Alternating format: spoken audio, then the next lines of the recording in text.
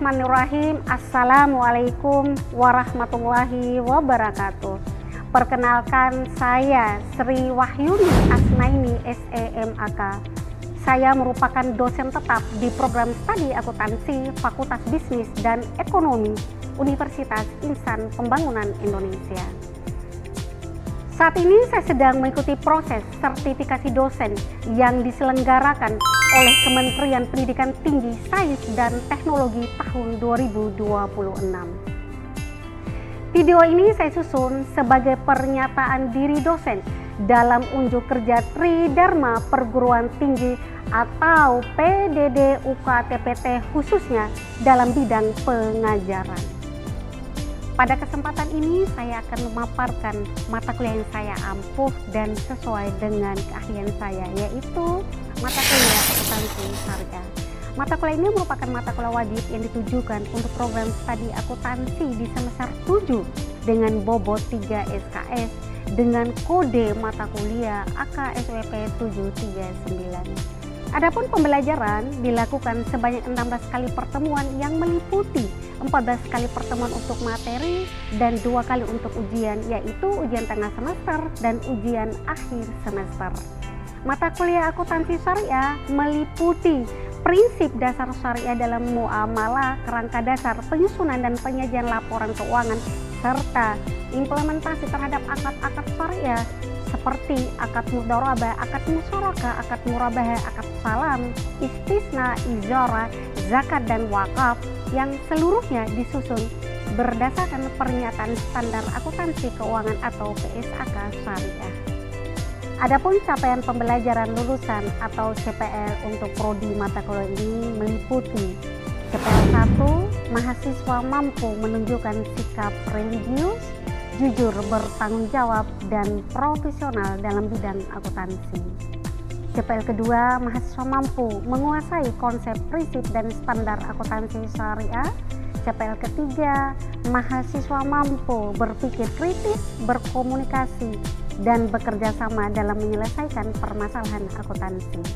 Dan CPL keempat, mahasiswa mampu menganalisis dan menyusun pencatatan transaksi dan laporan keuangan sesuai dengan PSAK syariah. Selanjutnya, capaian pembelajaran mata kuliah atau CPMK yang diharapkan antara lain: CPMK 1, mahasiswa mampu menunjukkan sikap religius, amanah, jujur dan bertanggung jawab dalam memahami serta menganalisis transaksi akuntansi syariah. CPMK kedua, mahasiswa mampu menjelaskan konsep dasar, prinsip, karakteristik, dan landasan hukum akuntansi syariah sesuai PSAK syariah. CPMK ketiga, mahasiswa mampu menganalisis transaksi berdasarkan berbagai akad syariah seperti akad mudharabah, akad musyarakah, akad murabahah, salam, istisna, ijarah, zakat dan wakaf sesuai dengan PSAK syariah. Dan yang terakhir, CPMK keempat, mahasiswa mampu menyusun jurnal pengukuran penyajian, pengungkapan transaksi, serta menyajikan analisis laporan keuangan syariah baik secara lisan maupun tertulis sesuai PSAK syariah. Proses pembelajaran ini dilaksanakan dengan pendekatan blended learning, di mana metode ini merupakan perpaduan antara pembelajaran melalui daring yang dilakukan melalui platform Zoom Meeting dan tatap muka langsung di dalam kelas perkuliahan. Serta mahasiswa juga dapat mengakses untuk seluruh materi perkuliahan, baik RPS, serta bisa mengunggah tugasnya secara online melalui classroom yang telah disiapkan. Dalam proses pembelajaran ini saya menerapkan pendekatan pembelajaran dengan menggunakan DIA, yaitu Delivery Interaction Assessment. Guna mendorong keaktifan dan kemandirian mahasiswa, diharapkan lulusan memiliki kompetensi, integritas, dan persiapan menghadapi dunia kerja yang meliputi: 1. Delivery, penyampaian mata kuliah yang secara jelas, sistematis, serta mengacu pada perkembangan serta standar PSAK syariah yang terbaru. Terus selanjutnya interaction, mendorong mahasiswa untuk aktif dalam berpartisipasi dalam penyelesaian suatu studi kasus. Dan yang ketiga yaitu assessment, melakukan penilaian pembelajaran secara objektif, disertai evaluasi yang membangun guna mengoptimalisasikan pencapaian pembelajaran. Penilaian dalam mata kuliah ini mencakup 5 komponen utama, yaitu pertama, absensi dengan bobot 10%, yang kedua, sikap dengan bobot 15%, dan yang ketiga, tugas atau aktivitas partisipatif sebesar 20%, dan yang keempat, ujian tengah semester atau UTS dengan bobot 25%, dan yang terakhir, ujian akhir semester atau UAS dengan bobot 30%. Demikian pengenalan mata kuliah akuntansi syariah. Semoga pembelajaran ini dapat memberikan manfaat dan menjadi bekal dalam memahami konsep serta praktik akuntansi syariah. Selanjutnya, mari kita saksikan video pembelajaran berikut ini. Terima kasih. Wassalamualaikum warahmatullahi wabarakatuh.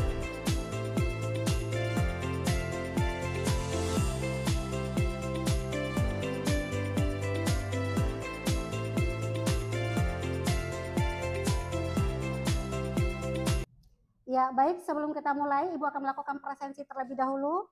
Ketua kelas, ada yang tidak hadir?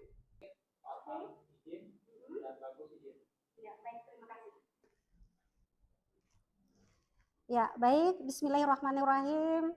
Assalamualaikum warahmatullahi wabarakatuh. Waalaikumsalam warahmatullahi wabarakatuh.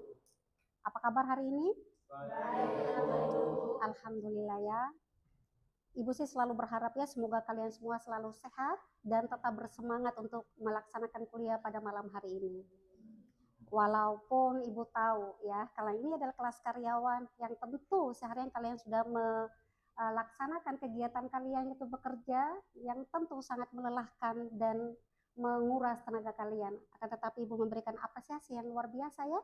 Semoga lelah kalian menjadi investasi terbaik untuk masa depan kalian ke depan. Ya, baik adik-adik semua, sebelum kita mulai, alangkah indahnya kita memulai dengan berdoa terlebih dahulu. Ya, ketua kelas silakan pimpin doa. Baik, sebelum kita memulai pembelajaran pada malam hari ini, sebaiknya kita berdoa. Berdoa menurut kepercayaan dan agama masing-masing. Berdoa dimulai.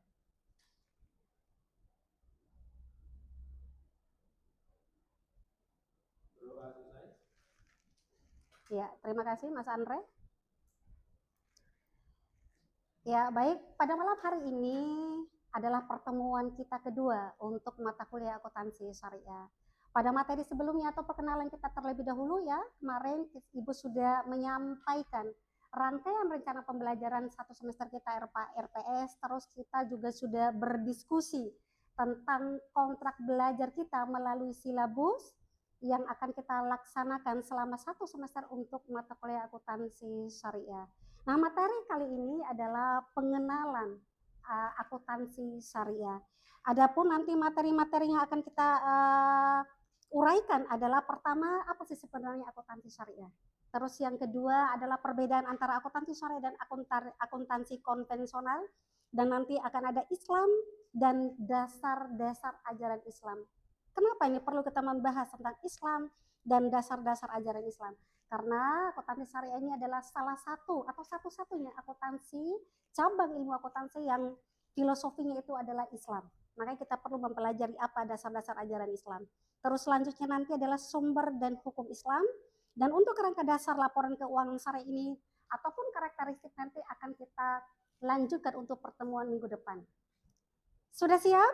Siap, Bu. Ya, baik. Ini adalah semester 7 tentunya ya. Tentu sudah mendapatkan mata kuliah akuntansi sebelumnya. Sekarang Ibu bertanya, mata kuliah akuntansi apa saja yang pernah diampu atau pernah dipelajari sebelumnya? Ya, silakan Mbak Linda. Akuntansi keuangan. Selanjutnya, ya silakan Pak Rahmat.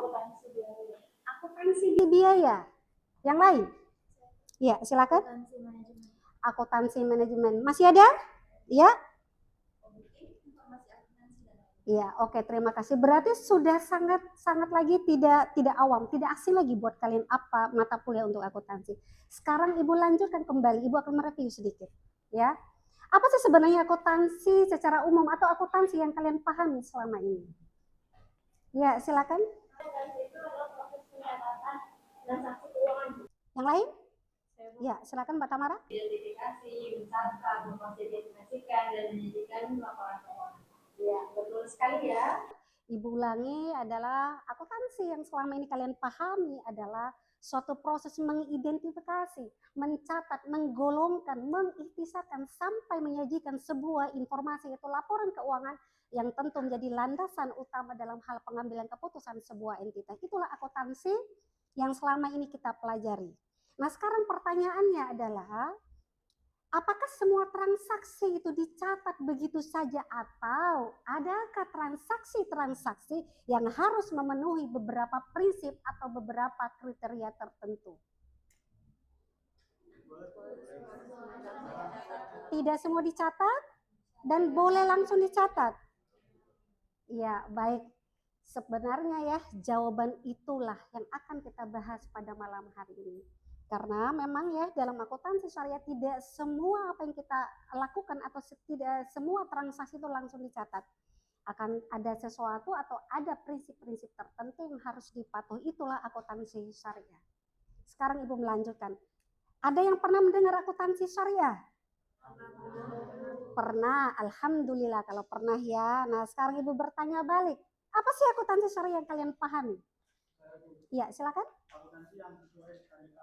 Akuntansi yang sesuai dengan syariah. Ya, yang lain.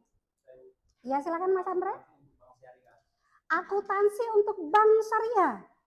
Yang lain? Ya, silakan.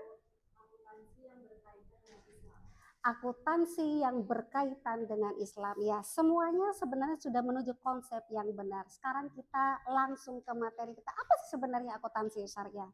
Ya, akuntansi syariah ini adalah terdiri dari dua kata. Ada kata akuntansi dan ada kata syariah. Ya, akuntansi seperti yang di awal tadi adalah suatu proses mengidentifikasi, mencatat, menggolongkan, mengikhtisarkan sampai menyajikan sebuah laporan keuangan dan menjadi landasan utama dalam hal pengambilan sebuah keputusan. Sedangkan syariah itu adalah aturan ataupun ketetapan Allah untuk manusia untuk dijalankan berkaitan dengan aktivitas ekonomi di dunia ini.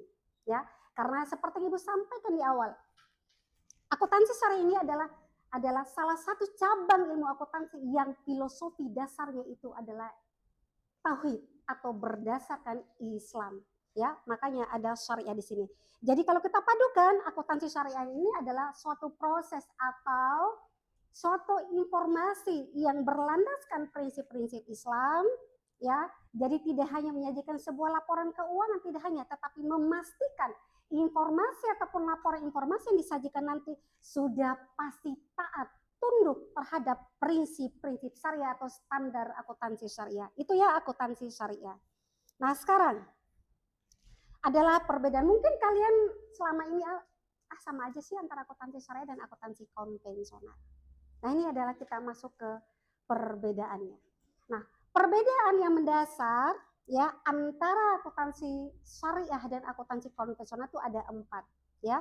Pertama ada berkaitan dengan dasar hukum, yang kedua adalah tujuan, yang ketiga adalah orientasi, dan yang keempat adalah tahapan operasional. Akan tetapi landasan utama karena filosofinya tauhid itu adalah terletak di dasar hukum. Kita bahas satu-satu ya. Pertama adalah dasar hukum. Akuntansi syariah sudah jelas sumber atau referensinya itu berdasarkan Al-Quran dan As-Sunnah.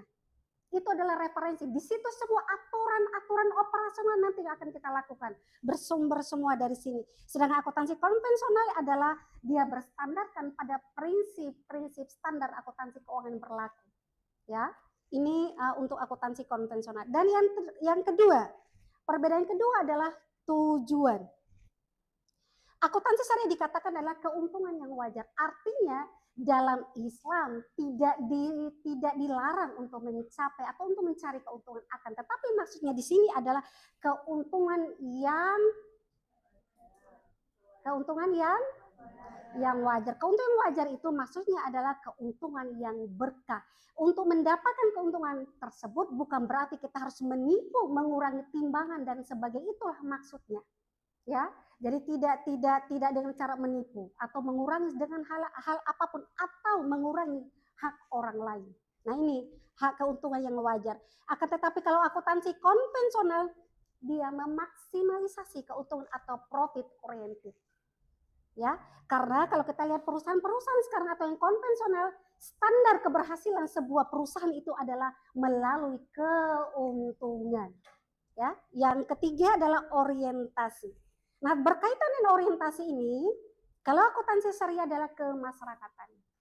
Artinya di dalam filosofi tauhid Islam itu adalah di samping kita mendapatkan keuntungan, ada hak orang lain yang perlu kita sampaikan.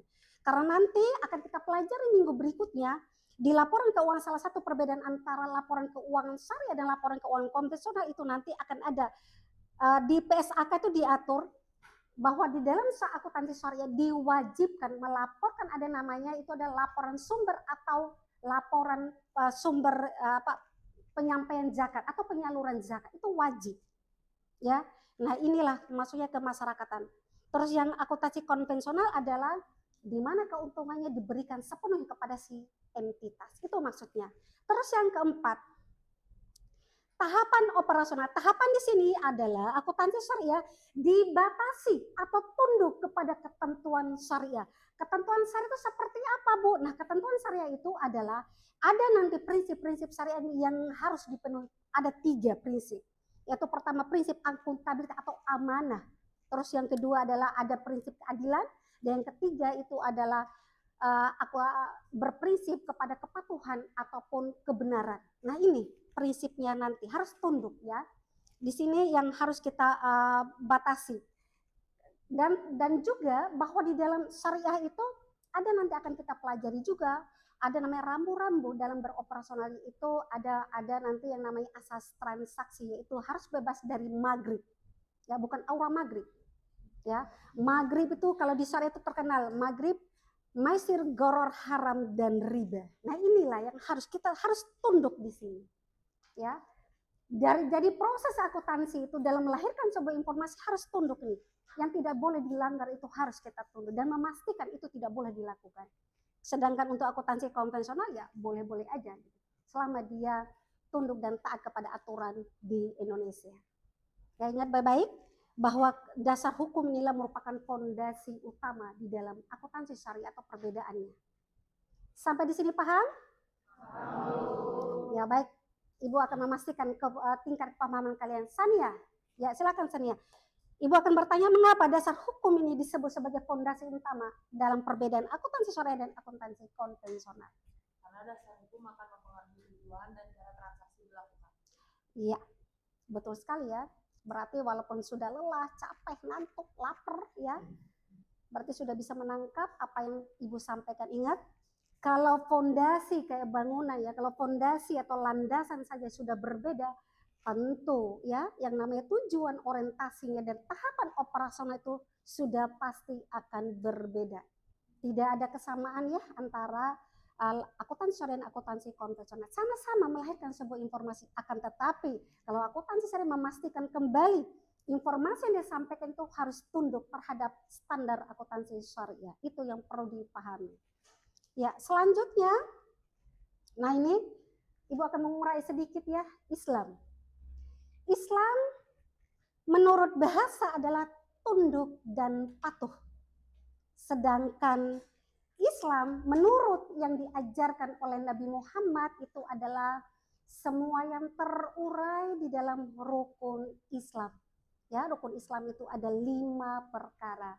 Pertama adalah mengucapkan 2 kalimat syahadat, melaksanakan sholat, berpuasa pada bulan Ramadan, mengeluarkan zakat, dan yang terakhir adalah berhaji bagi yang mampu. Itu adalah Islam menurut Nabi Muhammad yang diajarkan kepada kita. Ya, kita sudah mengetahui itu Islam, definisi Islam. Sekarang itu adalah dasar-dasar ajaran Islam. Ya, kita harus tahu nih dasar-dasar ajaran Islam. Karena ingat, aktivitas semua pencatatan transaksi dalam akuntansi syariah harus memang berdasarkan dasar-dasar ajaran Islam dan sumber-sumber hukum Islam. Nah, terkait dengan dasar-dasar ajaran Islam ada 3. Pertama adalah akidah, yang kedua adalah syariah, dan yang terakhir adalah akhlak. Ya. Nah, sekarang adalah akidah. Akidah itu adalah merupakan keyakinan, perjanjian dalam diri kita yang paling dalam. Ya, misalkan, oh saya memeluk agama Islam, oh saya memeluk agama ini. Ya, itu adalah keyakinan di sini. Nah, berkaitan dengan ini adalah sebagai seorang akuntan, kita meyakini bahwa ingat, ya, akuntansi syariah itu adalah filosofi dasarnya itu adalah tauhid, berarti Islam, bahwa di dalam Islam ini meyakini segala apapun yang kita catat, yang kita lakukan dalam hal nanti melakukan proses transaksi sampai menghasilkan sebuah laporan keuangan, tentu akan selalu diawasi oleh Tuhan Yang Maha Esa, oleh Allah Subhanahu wa Ta'ala. Itu keyakinan kita. Itu kaitannya, ya. Kenapa ini perlu tahu akidah? Terus yang kedua adalah syariah.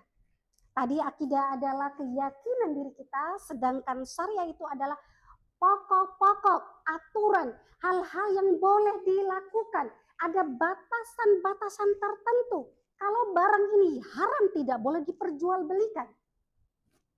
Nah, itu maksudnya syariah. Terus akhlak. Nah, akhlak ini adalah berhubungan dengan tingkah laku kita. Kita sebagai seorang akuntan adalah harus jujur, amanah, dan objektivitas. Tidak boleh memihak salah satu apapun dalam hal melaksanakan sebuah transaksi atau melaporkan sebuah informasi keuangan. Itu yang perlu dipahami.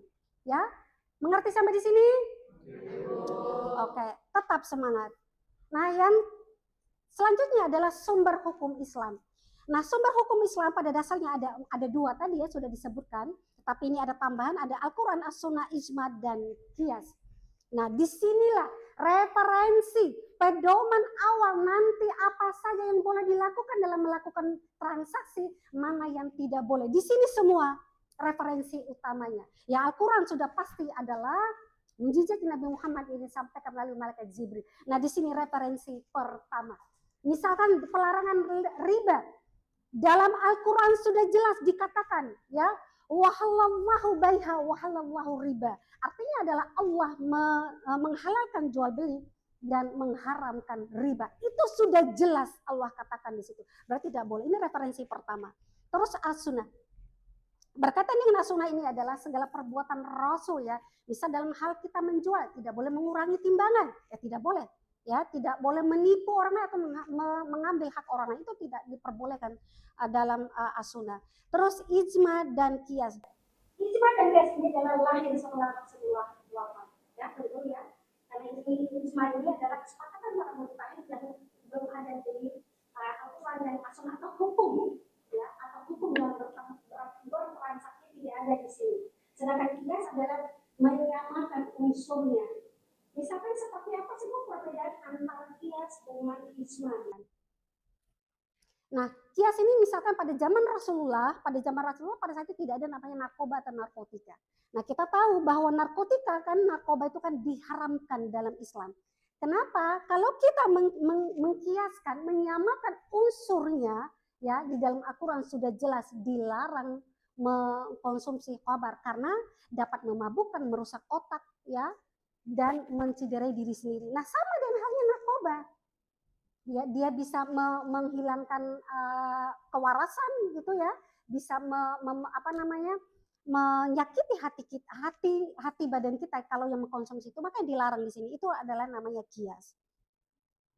Nah, kesimpulannya adalah bahwa akuntansi syariah itu adalah merupakan suatu proses informasi akuntansi yang dilakukan bukan saja menyampaikan sebuah informasi, akan tetapi memastikan kembali apakah semua transaksi dari awal tadi sampai dia melahirkan informasi itu sudah tunduk dan taat terhadap aturan ataupun sumber-sumber ajaran Islam.